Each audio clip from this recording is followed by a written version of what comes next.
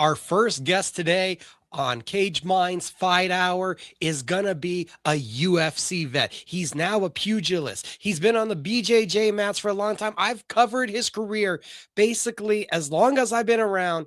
And then you guys can see him next weekend in the ring, OK Casino. We're talking about the Renegade, Jerome Rivera. How you doing, sir? I'm doing good, Micah. It's been a while. Nice to see you. Nice to chat with you again. Hope things are going well for you. Right? Realize I see you around. We bump into each other. We say hi, but it's been forever since we've done an interview. I know, yeah, it's been a while. I had that fight back in November, boxing fight. That was my first one back, but prior to that, I think it had been about 4.5 years. Gonna say that it was 2021 when you parted ways with the UFC. It feels like it's really been forever since you were active. Yeah, it's crazy. It feels like it was forever, but at the same time, it feels like it was just like a few months ago for me. I'm like, like that was not too long ago, but at the same time, like I've done so much since then. I've been training like crazy, taking on a bunch of coaching duties, just been just grinding, hustling, learning a lot, evolving as a martial artist. It's been a good time off from MMA. I've learned a lot, experienced a lot. Did you expect this hiatus? Did you ever think that it would be like 4 year layoff? Yeah, honestly, the funny thing was after my last UFC fight, Josh was like, "Yo, you need to take a year off. Like, let's go back to the drawing board. Let's sharpen up some tools. Let's get your head right." Because I had a lot of stuff going on in my life at that time. And I was like, "No, I ain't taking no time off. We're fighting by April. We're getting back to it." And then before I know it, I'm like, you know what? All right, let's just get back to the drawing board. Let's start sharpening up the tools. Let's start working on some things. And I started, it was crazy. All my coaches kind of retired on me all at once. Josh told me he needed a break. Chris Luttrell was taking a break. Ray Yi was taking a break.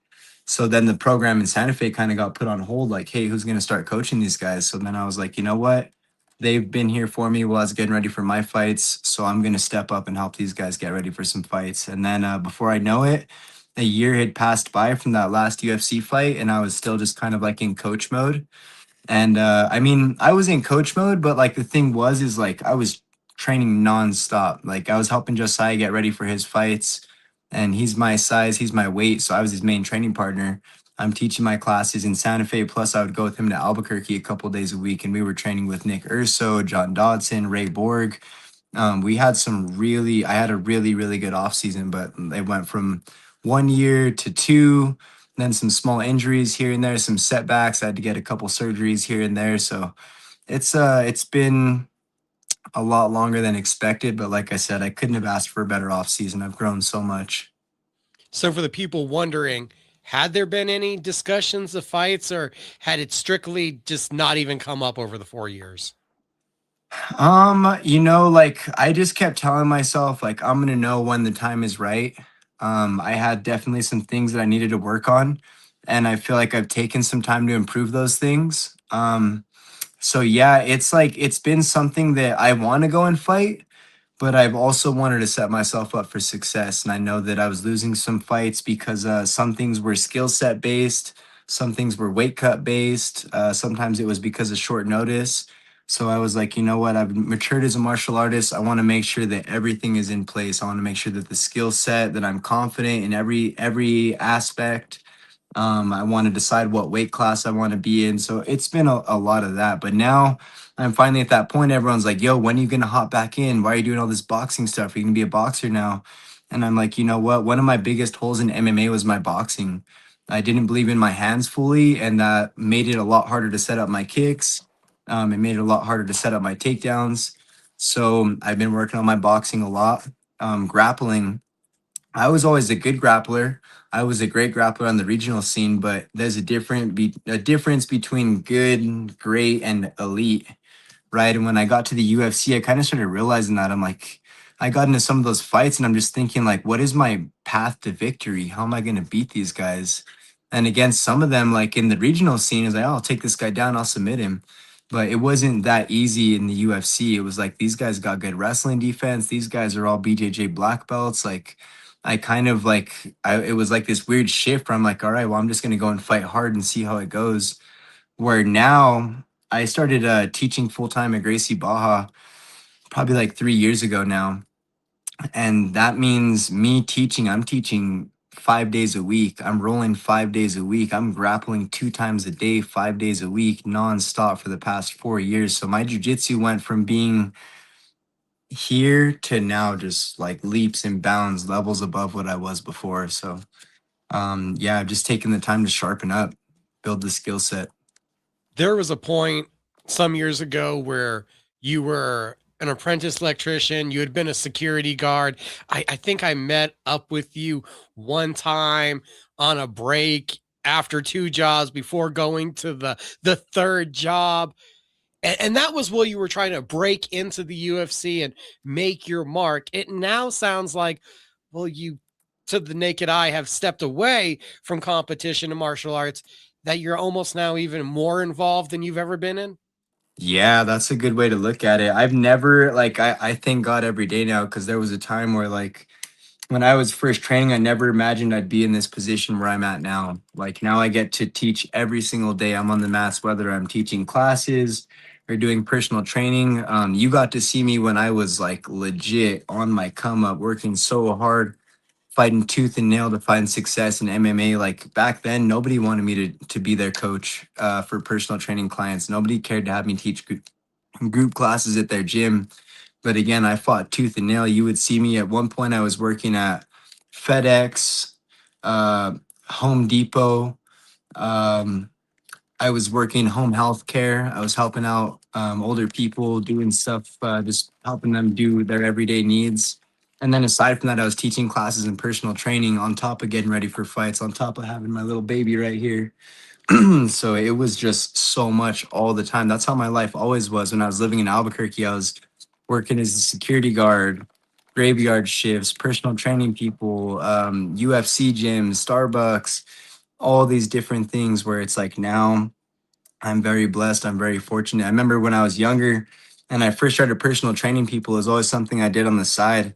And I just used to think in my head, I'm like, oh, if I ever get to 10 clients, I'll know I made it. Like, that's crazy. If I ever get to 10, that'll be so cool.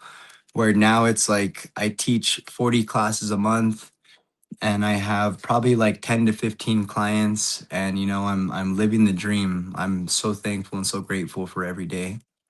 We're talking with Jerome, the Renegade Rivera, Cage Minds Fight Hour on ESPN Radio Albuquerque 1017. The team. He's going to be back here in the ring at OK Casino. Pat Holmes, Sanchez Promotions, together putting on the Redemption. I'm sure that it's going to be a sellout. The Holmes events always are.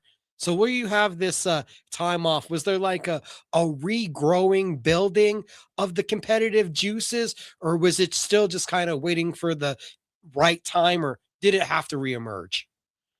It was kind of like I think everything happens for a reason. I think I really got put in that position to start coaching people for a reason. I got to look at the sport in a different aspect. I was coaching these guys and like I would go and coach some people like Josiah. He listened so well, right? And we would come up with a game plan and we would go to his fights and whatever I would say, whatever I'd call out, it was like I had the controller and he's the video game player and he's just doing everything that I ask. But then I'd also have some other students, I'd go coach them in fights, and we would have this bulletproof game plan. We would work so hard. We would go out there, I'd call out commands, and these guys would just, it'd go in one ear and out the other.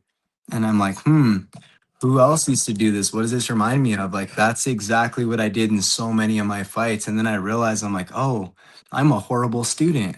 Like, I just go out there and we come up with these big game plans. Then I go out there and I trust in my own instinct and I completely abandon all the game plan that me and my coaches came up with. Like, why did they put in all that time and effort and energy into me to formulate this game plan for me to go and throw it out the window and just go and do some dumb crap? So now it's like, I got to look at things from a different aspect. I got to think about things from a coaching perspective too, right? Like I always used to think about like when I would teach a class, it was always about showing this big trick shot move. Like I had to teach something new every single time and I had to just astonish everybody with what I was teaching. But now I understand it's about building the house the right way, right? I need to start with the framework the right way. I can't start doing electrical and plumbing when I don't have the framework for the house set up, right? So we got to build the framework, we got to add the sheetrock, we got to do everything in the right steps. And I think that's kind of what I took away from this time off, was just like doing things the right way. Because for a long time,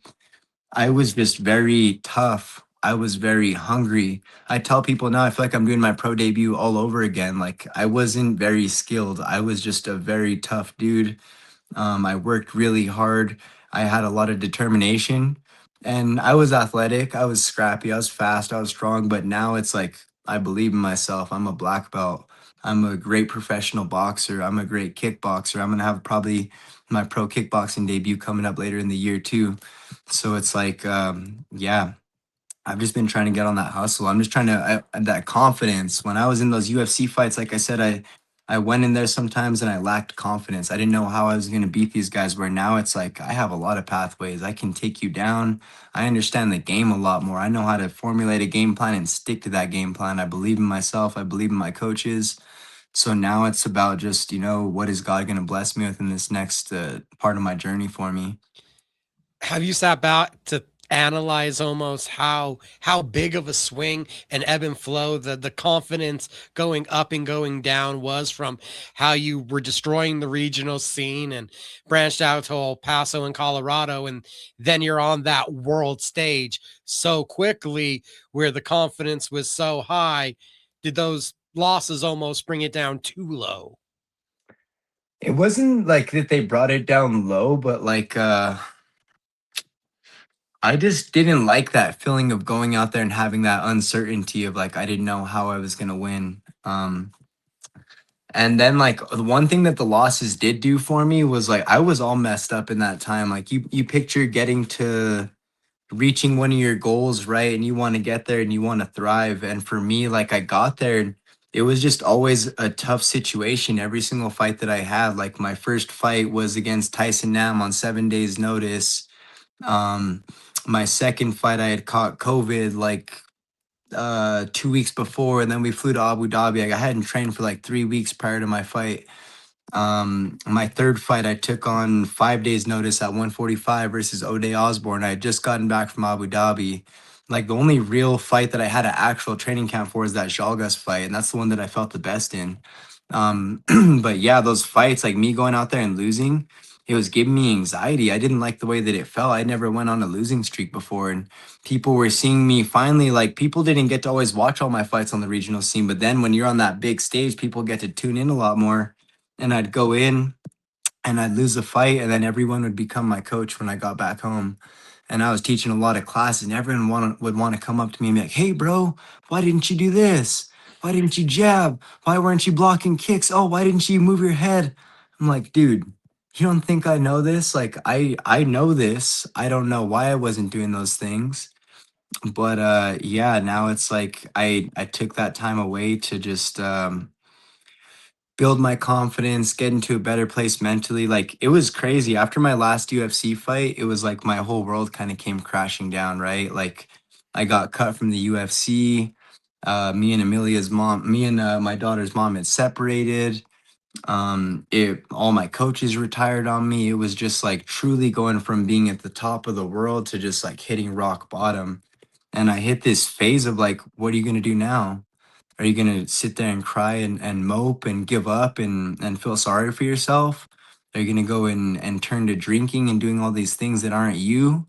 Or are you going to pick yourself up and show everybody, it doesn't matter how many times I get knocked down, I'm going to get back up. And I told myself, like, I know who I am.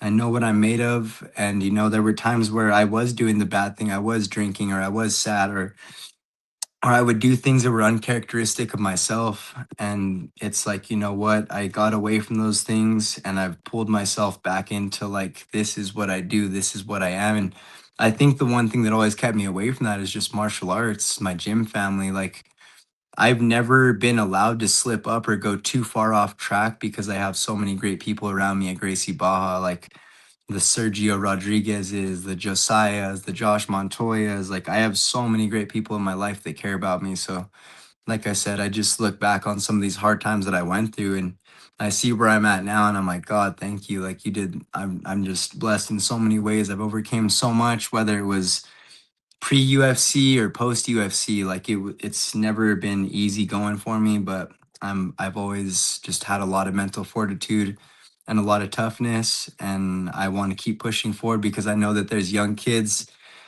in the position that I was once in, going through some of the things that I went through, and they might be looking at me like, "Hey, what's this guy gonna do now that he got cut? Is he gonna go and give up and be sad?" Like I've seen other examples of people that got cut from the UFC, and they just throw their lives away after. And it's like, you know what? I want to show the kid that's watching me that we don't do that. We get back up, we get back to the grind, and this is who we are. This is what we do. I've literally known you since you were a kid, so it's a big deal to say you've mentioned your daughter now, she's sitting right alongside you. What has being a father meant to you, and how has this helped you grow up? Oh, it's been the biggest blessing. Getting to be a father has just been an amazing thing for me.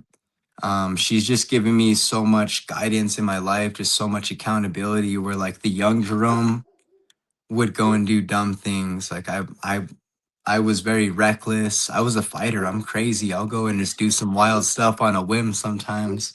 Where now I kind of weigh out my options a little bit more. She's grounded me a lot. I won't just go and fight some random dude that pisses me off somewhere now, or I won't go and do some of the crazy things that I used to do. Now it's like I always keep her in mind, and she just gives me.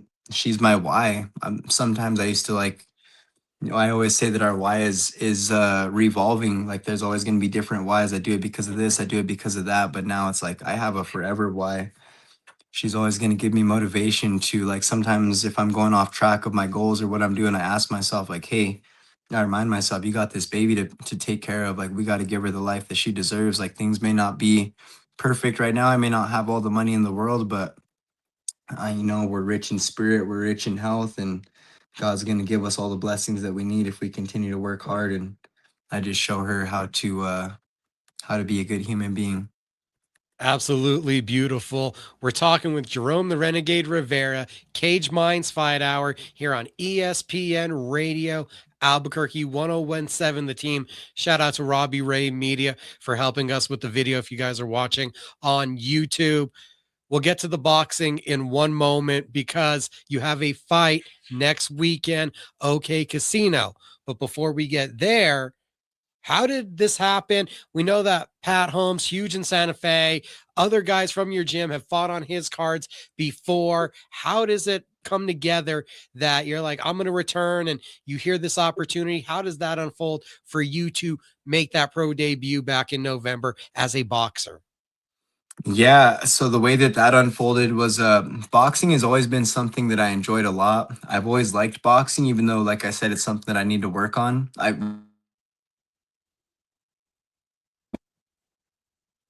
Sorry, I might have gotten paused there for a second. You're good.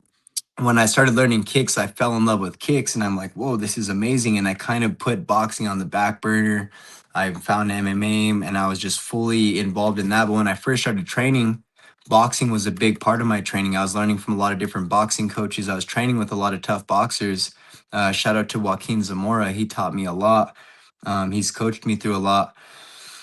And let's see, I would say in about August last year, I was trying to get a hold of Ricky and some people for the coalition card because I was like, you know what, I'm a good kickboxer. I want to hop on a pro kickboxing card.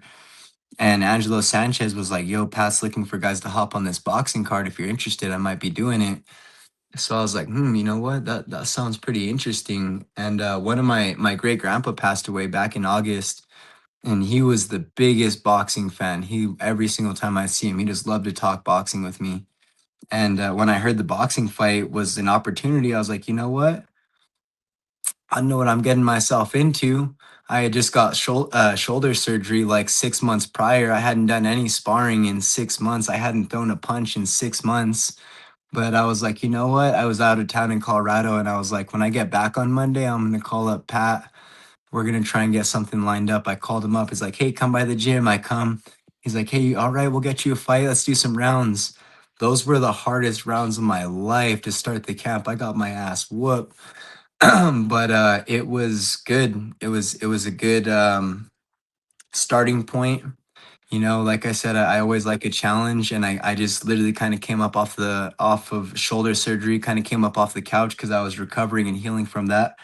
But you know, I'm glad I took it. Pat had offered me the fight for November 1st. I said yes to that. Joaquin Zamora was my original boxing coach, and I'm still would love to work with him anytime I get the chance to. But I told Pat, if you guys get me this fight, I would love to learn from you guys. I would love to train under you guys and just see how this goes. And like I said, it was a hard camp. It's hard adjusting to somebody else's sport, somebody else's martial art. Some of these guys that box, they eat, sleep, and breathe boxing. Where I'm teaching 40 classes a month. I'm doing jujitsu all the time. I'm kickboxing all the time. I'm doing MMA. So to make that transition and try and find that boxing rhythm and just focus purely on my boxing skills was very hard. But I'm happy with the results that I've gotten from it. That first boxing fight, I went out there. I felt very mentally present. I was listening to my coaches very well. I executed some of the things that I wanted to do, and it's just been onward and upward from there. It's been just I've been getting better and better every single week, every single month. Right now, I feel I was telling someone the other day. I'm joking. I'm like, you know what? Like, because I always say I hate boxing. I don't really hate it, but it's pretty hard. But now I feel like a boxer. Like I go and I start shadow boxing and I don't have to try so hard to like stay in a certain stance or think about certain combos. Like now it just flows. My body shots feel good. My jab feels good. My boxing defense feels good. My footwork feels good. My power is there. My speed is there. So, you know, I'm fighting a kid that's 0 and 0. I don't know much about him. 0 and 0 can be dangerous. It's going to be either someone really skilled or really tough or maybe both. So I'm looking forward to taking on a really tough challenge, and I know what I'm capable of. I know the work that I put in, and I can beat anybody that I fight next Saturday. I don't care who it is. Two Okay. last things before we go. What did you learn from the second round TKO? What did that tell you having that success in the debut? Um, It told me if it felt really good to get back in that win column. It felt really good to get a finish. Like when I was in MMA, a big thing of mine was like pressure, right? Pressuring people.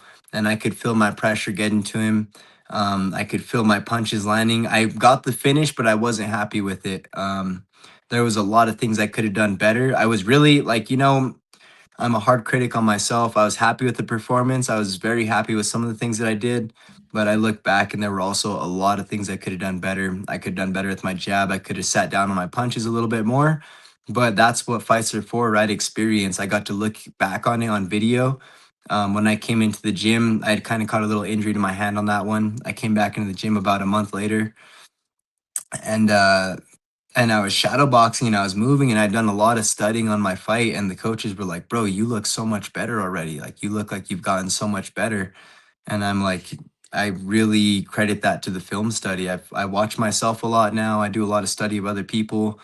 And yeah, I think that that helps out a lot. So, what I look forward to doing more in this fight is stronger jabs, sitting down on my punches more, being more selective with my shots, working my fakes and feints, working my defense. I'm ready to go fire on all cylinders.